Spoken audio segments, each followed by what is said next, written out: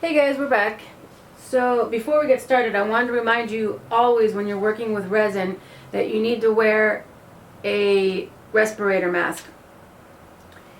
I am going to show you how I mix my epoxy, and then I'm going to briefly explain how I apply it onto my products, and then I'm going to put my mask on, and I will fast forward this part just a little bit with some music so that I can put my mask on and protect myself, because the chemicals inside the resin are not good for your body. So don't forget to wear your masks, guys, please. So here I have my part A and part B of my epoxy in my silicone cups, and you want to measure equal parts. Always check the type of epoxy you're using. Most of them I've seen are 50-50. Which this one is, but occasionally I think there are some that might be different measurements. I haven't used those before, so I just stick with these because I find it the easiest, 50-50. So what you want to do is one of the parts is a little bit more liquidy than the other, and so what I like to do is take the thicker part. Let me just move this real quick so you guys can get a better view here so I can mix this. So what you want to do is take the part that is thicker, which is this side is my thicker side, and you want to dump that into your side that is less thicker. The reason why I do that is because it helps sink in, and you'll get a better mix, because you want these guys to mix evenly. If you don't mix evenly, you will not get a proper curing. So you just want to mix. This is quite a bit for this cup. I pretty much filled it to the top, so I'm going to mix a little slow here, but you just want to mix and mix, and the faster you mix, the more little air bubbles you'll get. So especially when you're mixing a big amount like this, you don't want to go too fast, and you want to make sure that you're scraping your sides down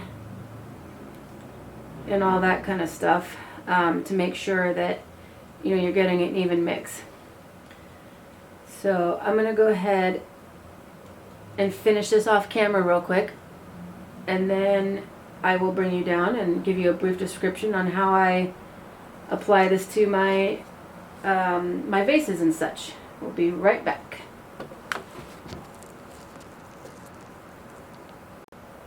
Alright guys, we're back again, and I have my epoxy mixed. So I'm just going to give you a brief description of what I'm doing here, and then I'm going to put my mask on, and then I will fast forward through the rest.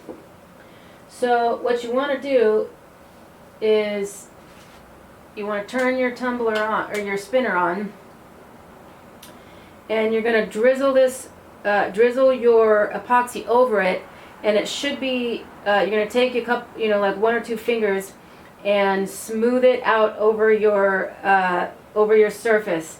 And you just want to get the whole thing covered, the bottom, the sides, everything. So I'm going to go ahead and put my mask on real quick, and then I will fast forward you guys through this part.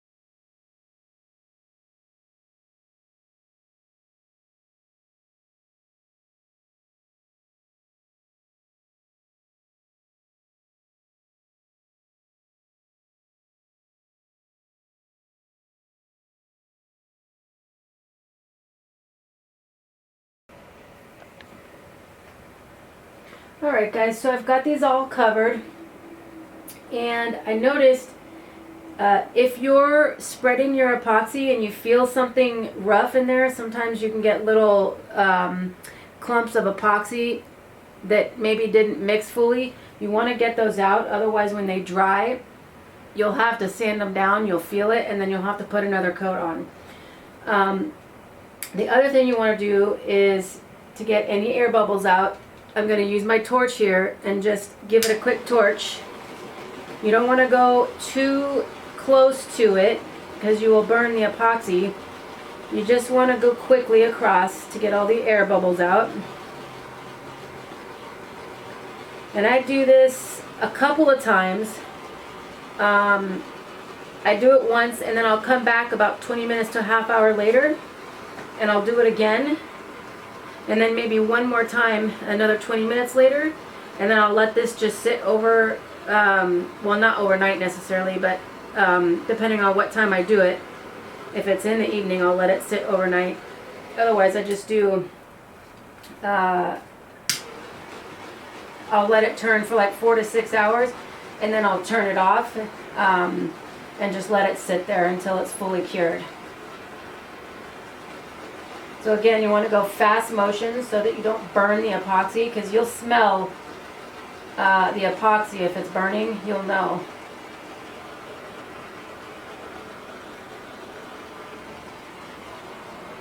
Alright guys, let me see if I can bring you down for an even closer up so you can see how pretty they look, and they're nice and shiny. I'll be right back. Alright guys, here's the first face. I think it absolutely looks stunning. I want definitely do this technique again. It was very simple and very fun to do, and it dried pretty quickly with the acrylic on there, so that was good. Here's my wine glass. This is actually for a friend of mine, so I'm just finishing it up for her. I can't remember exactly what colors I used in this. I know it was purples and blues, but I can't remember if I used a pink. I know that it kind of blended together. I used, oh, I know what it was. It was the like magenta color that I have. So there's that wine glass. Hopefully this will cure up and be finished. This will be the last coat. And same thing with this vase. This is the second coat. Hopefully this will be the last coat. Sometimes, you know, things happen and you do have to do a third coat, but hopefully that won't be the case with this. If I do my torching every 20 minutes, about 3 times, 20 minutes to a half hour, and then, you know, just let it go for like 4 to 6 hours and then turn it off. So anyways, guys, I hope you enjoyed this video, and let me know down in the comments below what you thought of these, which one was your favorite. And I will see you in the next one. Bye!